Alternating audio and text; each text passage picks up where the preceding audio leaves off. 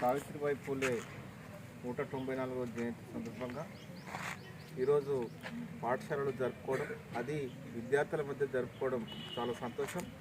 ముఖ్యంగా మహిళలు చదువుకోవాలనే ఏకైక సంకల్పంతో తన ఇల్లునే బడిగా మార్చిన గొప్ప దీశాలి.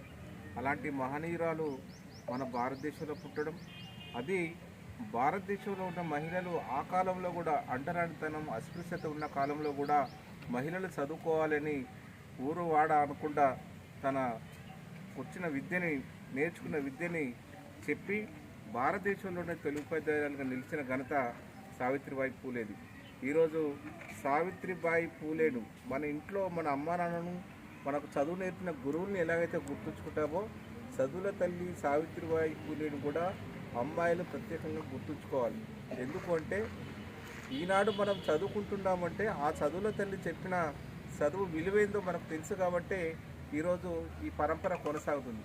కాబట్టి నేను అమ్మాయిలకు చెప్తున్నాం, అంటే మా ద్వారా మేము విన్నవించేది ఏంటంటే, మీకున్న ఏకైక లక్ష్యం చదువు ఉంటేనే సాధికారత వస్తుంది. మహిళలకు ఆర్థికంగా, సామాజికంగా భవిష్యత్తులో మీరు గుర్తింపు పొందాలి అంటే మనకున్న ఏకైక లక్ష్యం చదువే.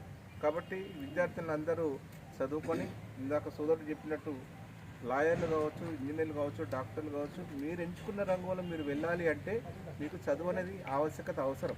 కాబట్టి ఈ చదువును నిర్లక్ష్యం చేయకుండా దయచేసి ఇప్పుడున్న సామాజిక పరిస్థితులలో, ఇప్పుడున్న సెల్ ఫోన్ యుగంలో, ఈ 3G, 4G, 5G యుగంలో చదువును నిర్లక్ష్యం చేయకుండా దయచేసి కొనసాగించాలి.